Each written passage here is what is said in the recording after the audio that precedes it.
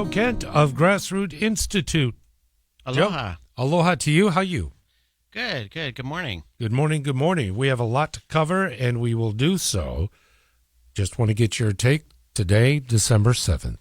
Yes, I was listening to the Pearl Harbor survivor that we heard on your program earlier today, and that was just remarkable to hear that and think back over all the years and lessons that have been learned. And, you know, it makes you really appreciate your family, actually. You think about your life and what might happen, and we live every minute, you know, with a blessing. And so, but it also makes me think about the future, and Lahaina was unexpected too. There's sort of parallels in your mind that are made, of course, but certainly Pearl Harbor is very unique, and very good to remember that today. So, Amen. Thank you for that. 8:38 in the morning. Tell us about Grassroot Institute. Well, the Grassroot Institute is Hawaii's only nonprofit research organization that's trying to solve the problems by a look at reducing government, reducing taxation regulation. You can find us at grassrootinstitute.org. I mentioned we were going to cover a lot of ground. Let's jump on in because we're commemorating virtually the first year of Governor Josh Green. What are your thoughts? Well, there's a lot to like, and it's odd for me because I'm so used to criticizing the governor, whoever that governor may be. But I have to give credit where credit is due here as well in many areas. I mean, Governor Green tries to do a lot of the right things. He also seems to, bounce back much more than other politicians in an emergency. In an emergency, we've seen some politicians wilt, but he's actually strengthened, and that's kind of been helpful in terms of the narrative. But he's also trying to lighten housing regulations, although that hasn't worked as well as it should have.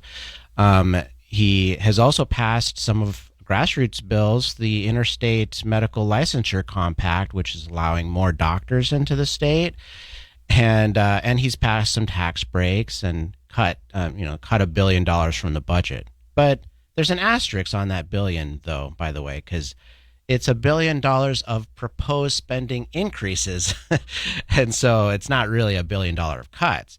But nonetheless, he's kind of shooting right down the middle in terms of policy, I think. Now, there's some caution areas, too, by the way. He's talking a lot about imposing a green fee or hiking taxes on tourists or,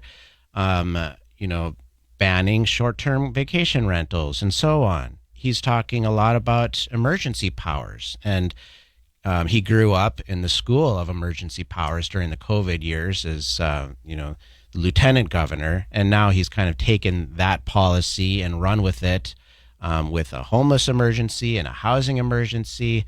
Of course, it makes sense to have an emergency in Lahaina, but how many emergencies are we going to have in the future, of course? So I'd exercise caution there. But overall, the thing I appreciate most about him is kind of an openness more so than governors we've seen in the past, to talk and discuss, and sometimes he puts his foot in his mouth, okay?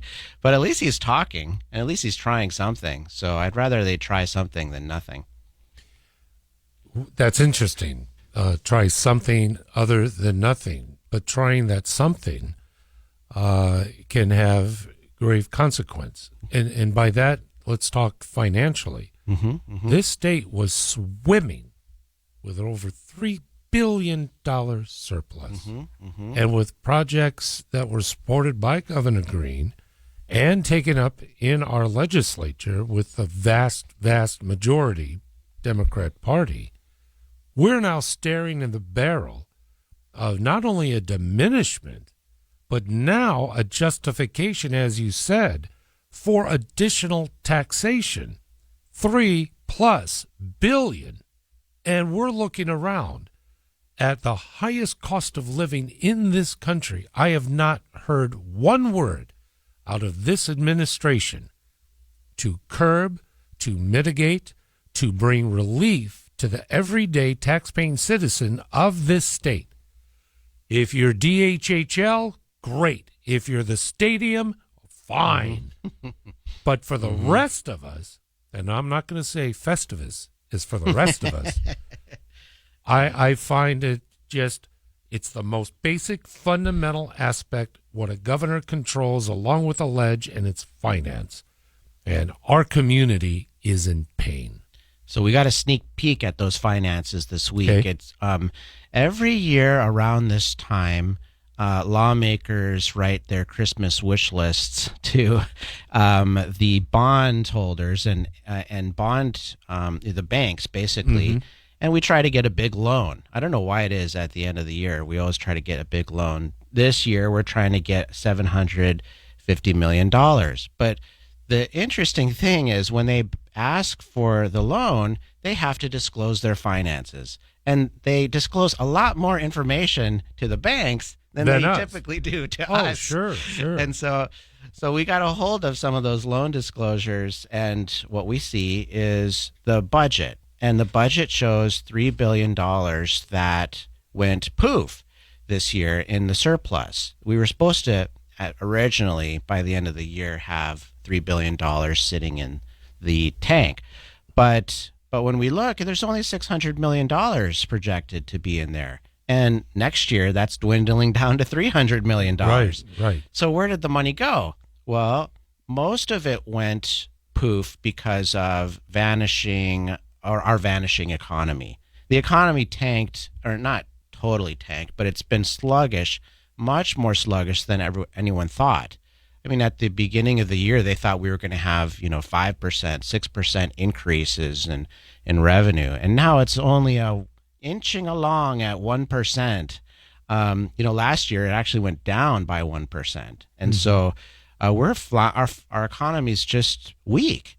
And that's translating into sluggish revenues. But on the other side, they're spending a lot too.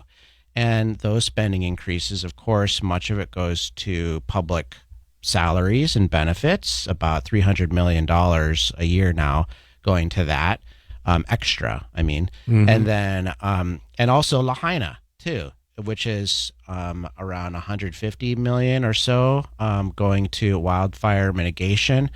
But there's an asterisk on that part of the budget in the documents because they don't really know how much that they're going to spend for the wildfire mitigation and recovery efforts going into future years. And they don't know exactly what that number is because much of it is tied to federal money. The feds right now are paying 100% of the bill to house Maui residents on the west side, who are displaced. But around February, I think the state's going to have to kick in a share. I'm not sure exactly how much that kick in is, maybe 10%.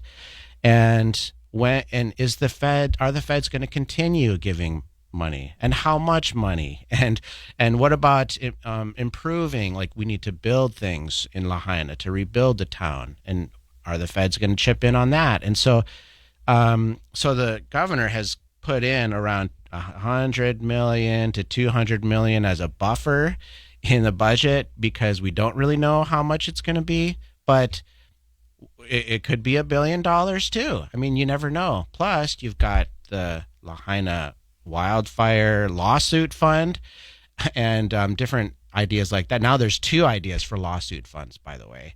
And so one for victims who have passed away, and then another for victims, I think, who are displaced. But that's a lot of money, and where's all the money coming from? So this budget looks good on paper. I mean, it doesn't look good on paper, but it looks better on paper than it does in narrative, though.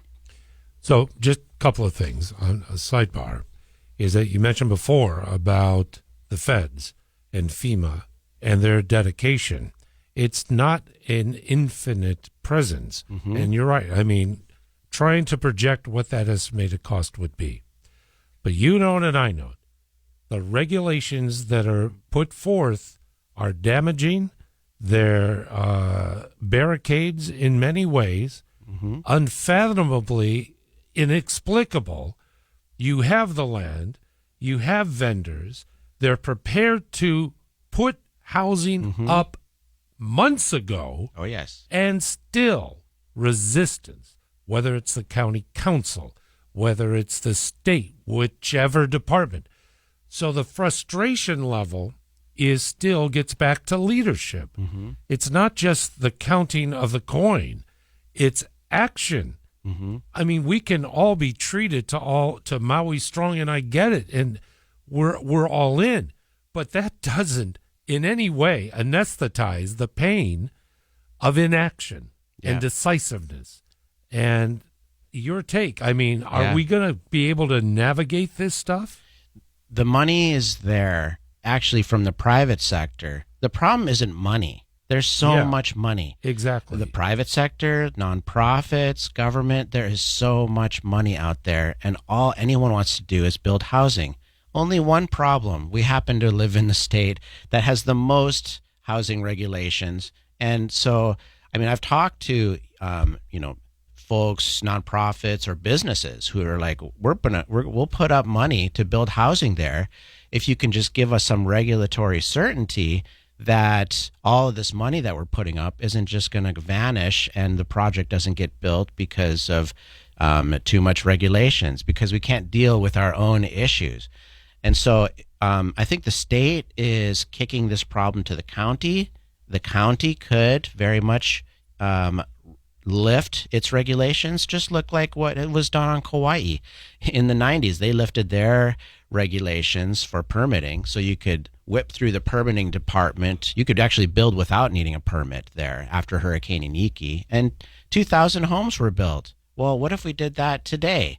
See, that's the part, Joe. That's the part that's infuriating. We have precedent. We know how it works. But we have obstacles placed by the same elected officials that espouse all of their aloha and sensitivity, sense of urgency. We're all together, ohana, aloha, and nothing gets done. Well, sorry, I'm just a little. Yeah, I know. Ah. And it's not just Lahaina, too. Right. I mean, we're looking also at the Department of Education, which was gifted $900 million from taxpayers over the years to build, and they're telling the state that these projects are going to lapse, meaning they are not able to spend the money in time. Now, if they don't use it, they lose it. And so lawmakers actually today scheduled a hearing to investigate, why are you unable to spend all these monies? I mean, we're talking about, a music building, an arts center, an athletic center, upgrading the ceilings, upgrading the air conditioning, or falling down roofs or things like that. These are repairs that are needed, or buildings that are needed. And politicians across the state have advocated and passed legislation at the state legislature to expend this amount. And they're running campaigns like right now. It's an election year next year, and they're running campaigns on the money that they passed and the structures that supposedly are supposed to be built. But oops, the structures weren't built, and the money's going to go away back to the general fund. Now, they scheduled a hearing today to investigate that, but the hearing was mysteriously canceled. We don't know why. And I don't know how much of this is the fault of whom right now. Is it the Department of Education that is inept at trying to build quickly? Is it the state who there may be a hand coming down from on high to take those funds and use them for other things, perhaps for Lahaina? Unless it's a special fund, right? Designation. They ain't supposed to be touching that CHC. That's right. And or is it what we said earlier, Hawaii's regulations, where it's not only difficult for the private sector to build, it's also difficult for the government to get through those same regulations to build. So it would have been nice to actually hear what was the reason today, but I hope we find out. I hope they reschedule that hearing because that was mysterious. It's nuts. I tell you what, I think it's heightened. We're in the end of the year. It's another year. And yes, the tragic events, Lahaina, there are still many of us that look back on that day and immediately the impact. Mm-hmm.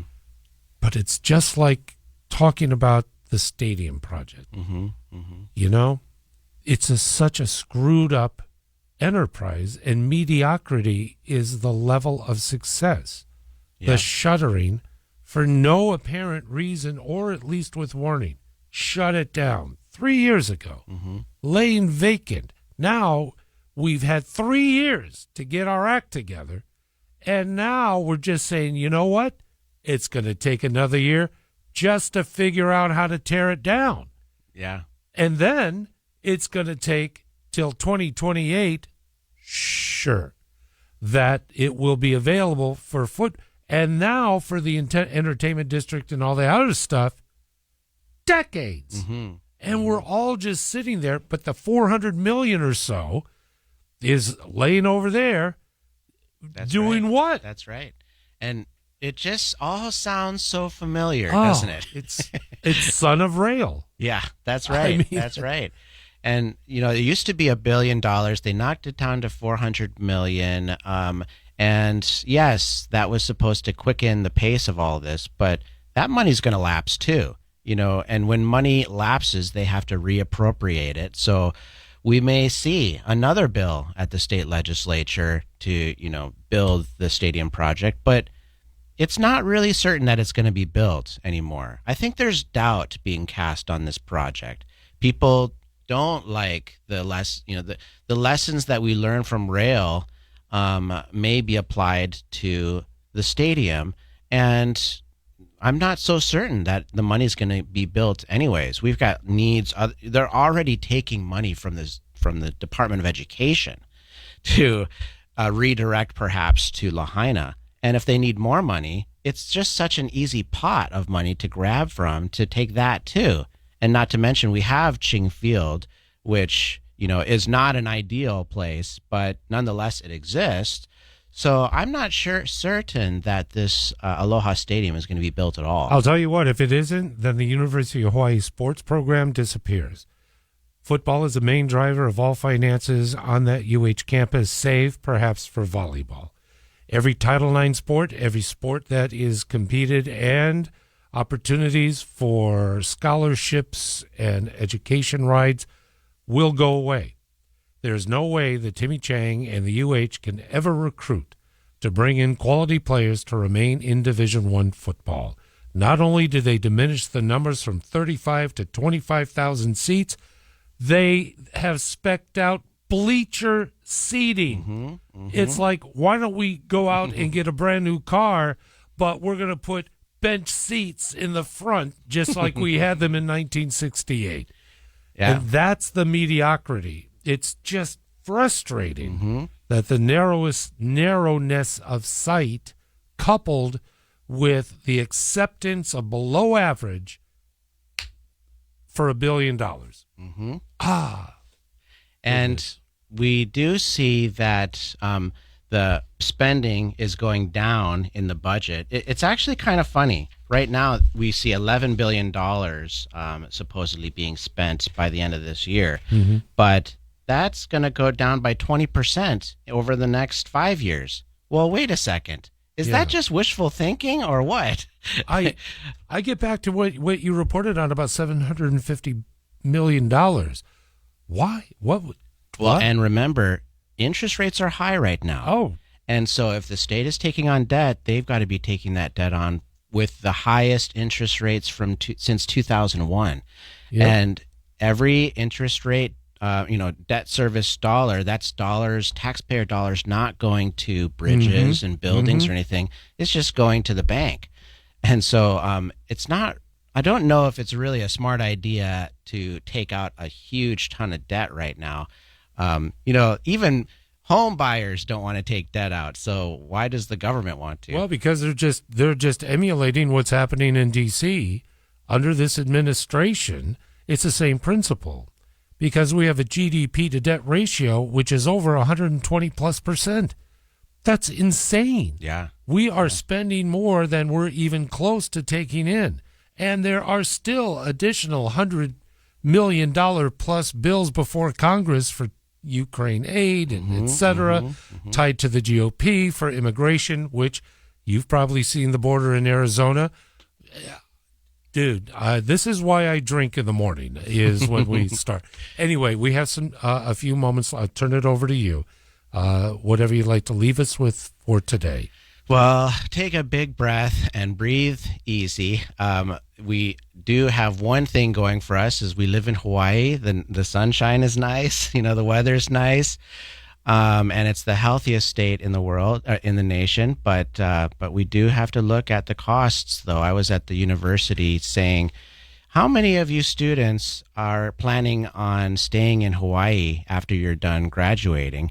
And very few raised their hands after I told them what the debts they would be paying would be, which is about $179 billion when you rack up all those debts we talked about. That's like $179,000 per person over the next 30 years. And we're already seeing some of that rising and rising. So if you want to learn more, go to thegrassrootinstitute.org, and you'll see our stuff there. Joe Kent joining us today on an auspicious day, and I always thank you for taking the time for us. Thanks, Rick. Thank you, Joe. And by the way...